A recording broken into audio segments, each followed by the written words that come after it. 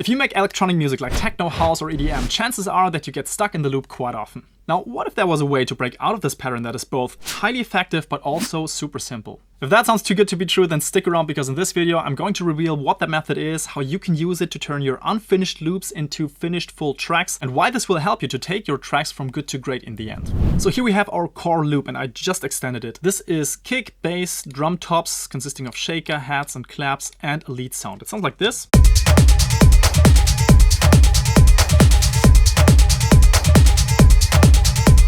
Now, I really like the essence of this loop. It has a really nice groove, solid bass line, cool lead line, but it gets really monotonous quite quickly. And how do you turn this into a full song in the end? Like, it feels overwhelming. This is exactly where this method comes into play, and it's going to be all about ear candy. Now stay with me on this. Ear candy is underrated. Ear candy is something that most producers bring in at the very end of the process. So a sprinkle of this and a sprinkle of that at the very end of the songwriting process. But I believe that ear candy has to be brought into the process really early on, because it makes for better starting points for songs, and it also will help you arrange the songs much quicker. I call this process sonic storytelling, and it just means in electronic music you're working with loops quite often, so you need to give them a purpose and tell a story that just makes sense and is emotionally appealing to the listener. My personal definition of ear candy is everything you do in your production to pull the listener into the song and keep them engaged, keep them listening even more deeply and remembering what the song is about, the emotional essence, the quality of the sound. Now at this point you probably think, okay, he's going to throw in a bunch of little hits here and there and that's going to be it, but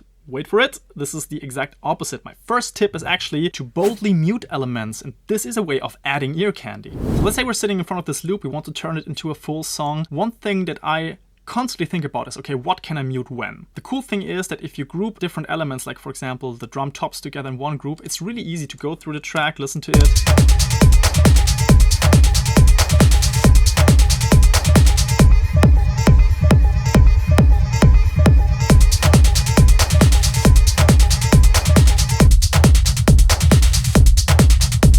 and just test out different combinations of what works, what can you mute when. Let's for example say, okay, let's just try only claps, bass and kick together.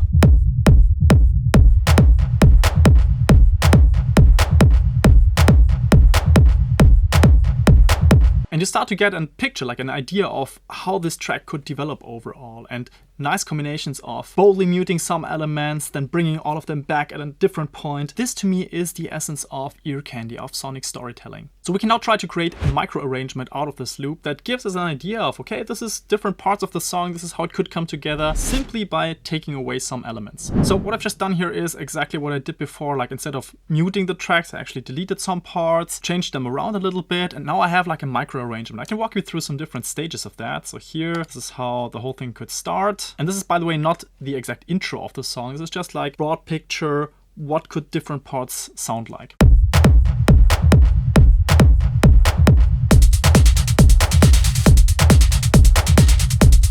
And at some point the lead could drop in.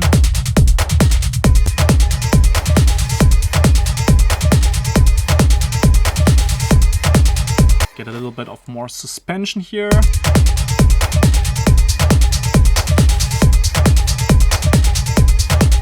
Which then leads into some kind of breakdown.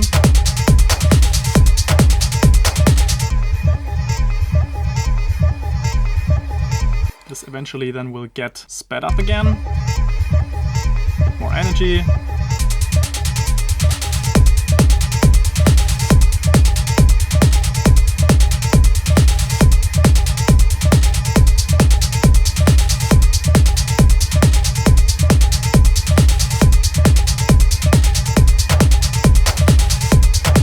This then leads into the next change.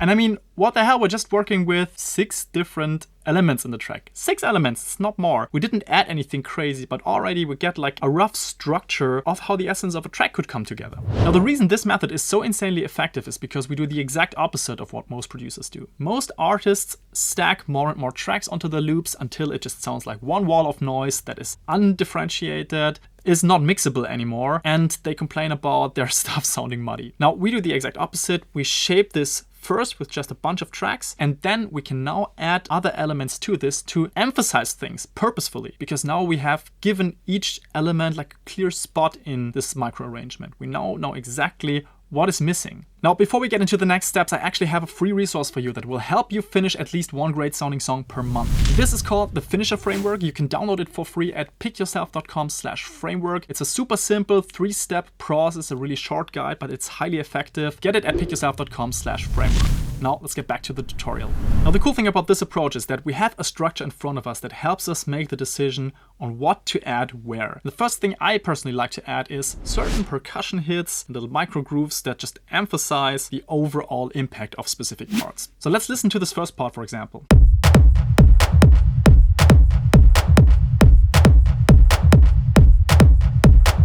Now, this is obviously your artistic choice, what exactly you do. But for me personally, what I'm craving for right now is some kind of a low tom groove, something like that. So let's see if we can throw in something that just emphasizes the emotional quality of this part even more. Okay, so I found this really nice tribal drum groove, which is just amazing. Listen to this and tell me what you think.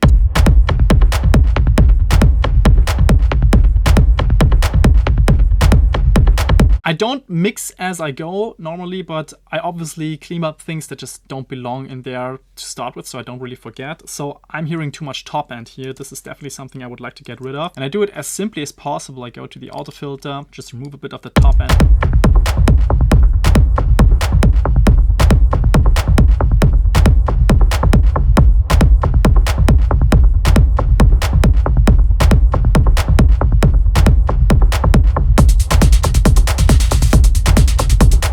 And yes, this is ear candy to me, this groove. It's also part of the main groove now, but it is something that I just selected because it's tickling my ears. It's kind of pulling me deeper into the song, so it meets my definition of ear candy. Now, I obviously don't just add loops. I also use one-shot samples. I sometimes also synthesize sounds. But yeah, we started with a loop. Now we're gonna add some one-shot samples, and I especially like these kinds of clicks and cuts, and I would say almost a little bit strange percussion noises. This is the stuff that I add as ear candy more often than other things. Let's just try it out. Okay, so super simple. I just put in 3 different ambient shots here. This is what I call them, and you can listen to this right now.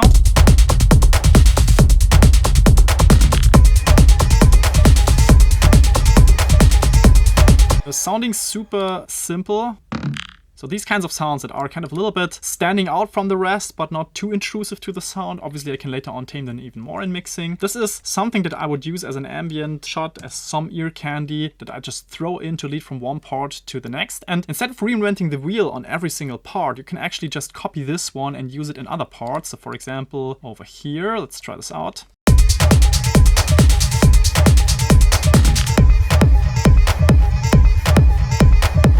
And this leaves sonic cues to the listener. They kind of know that, okay, this is the element that's going to introduce change in the song. So this is also a way of foreshadowing changes that happen in the song. And it's totally fine to use these elements again and again in your session. You can sometimes mix them up, spice them up, add different elements. But overall, there's nothing wrong. You don't have to reinvent the wheel with every single change. Another cool way to add ear candy is to infuse the whole track with some more atmosphere, some more emotion. And I like to do this with atmospheric sounds, ambiances, Foley recordings, but also sometimes pads that are designed. In some points you can do this before the percussion hits, but in this case, since it's a very groovy track, I would focus on the percussion hits first and then go into the ambiances. Let's see what we can get out of this. So we have, for example, this part that is going to be some kind of a breakdown in the song.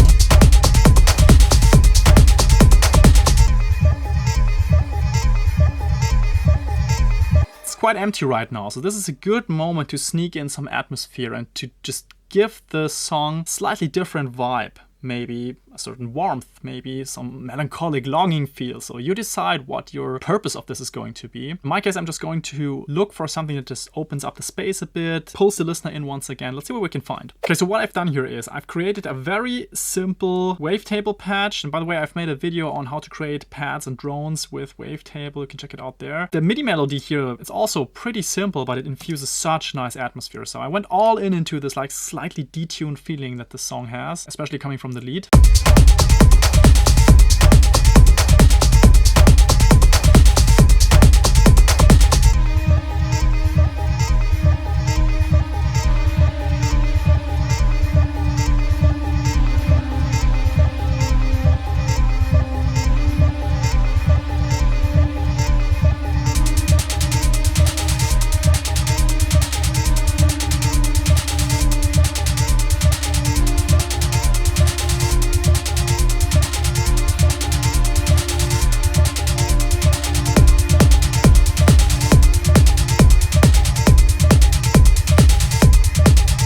nothing here is perfect. Obviously, the transition could still be better. We might want to continue with this pad later on in this other peak part. We could also infuse risers, swooshes, impact hits at the moment where the transition happens, where the like drop really happens. All of this is still possible, but you can get the idea. This infuses a lot of atmosphere just by adding this one element. Now, other types of ambiences that I like to introduce is something like vinyl textures, rain sounds, Foley recordings, all of that kind of stuff. Just want to show you what happens if I throw this in together with the pad.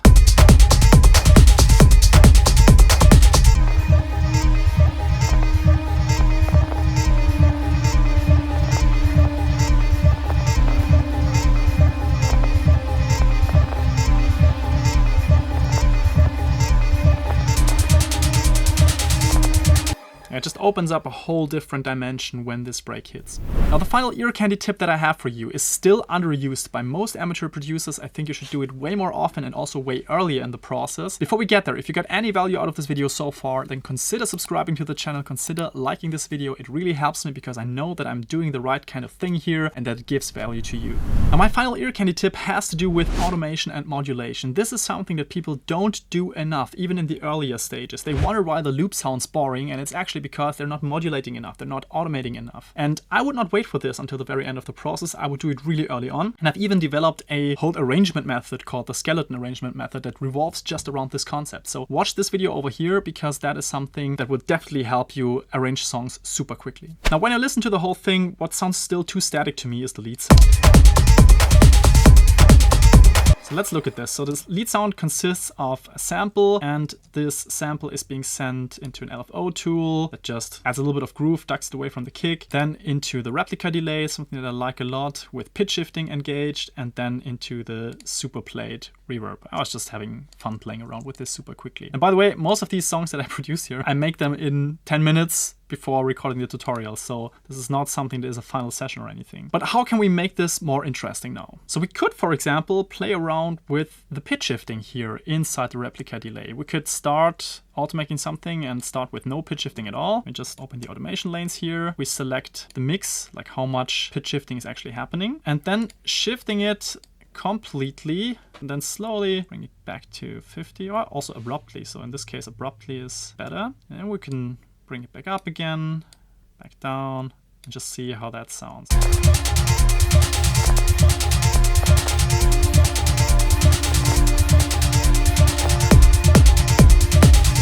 That's relatively subtle, so in solo you will probably notice it way more.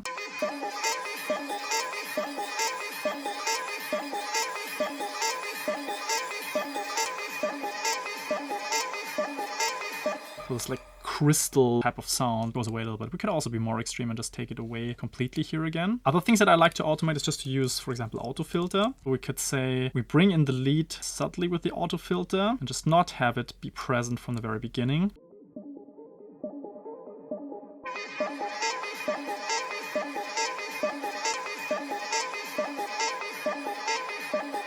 During the breakdown, bring it down.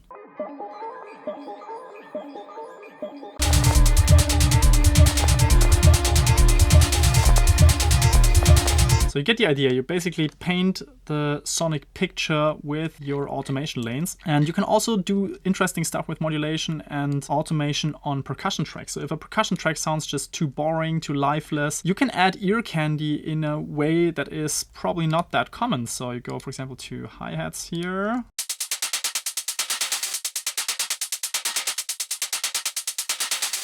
So that's like a pretty standard, boring percussion loop. We can modulate this in very interesting ways. So one of my favorites is to use the erosion plugin. You can also use different bit crushers, things like that are like a little bit noisy. Play around a little bit and see what sounds good.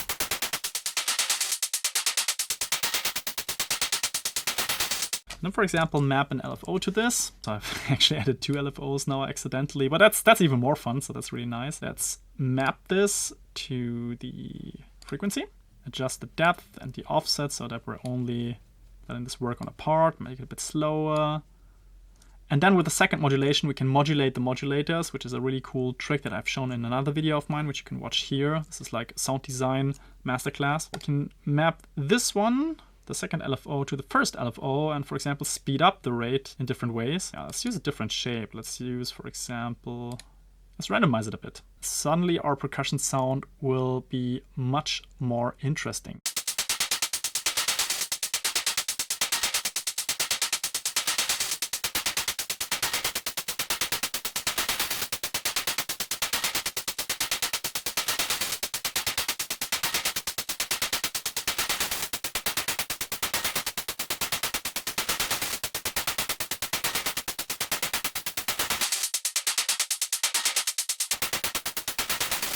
So we get these like little tiny grainy textures inside the sound. Other cool plugins for adding ear candy is, for example, the Grain Delay by Ableton. This is a spectacular tool. It's like way underrated. I should definitely make a video on just that and how to like super use cases for that. But you get the idea, like we add a little bit of unpredictable texture to elements thanks to this.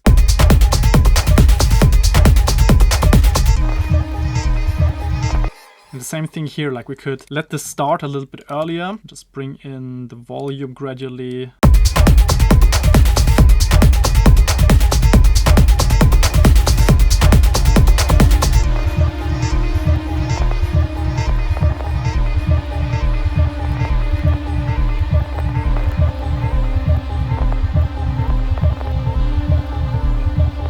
Alright, so this is it for this video. Let me know in the comments what you think. If you have any ideas, any other suggestions on how to use ear candy, let me know in the comments and I will see you in the next video.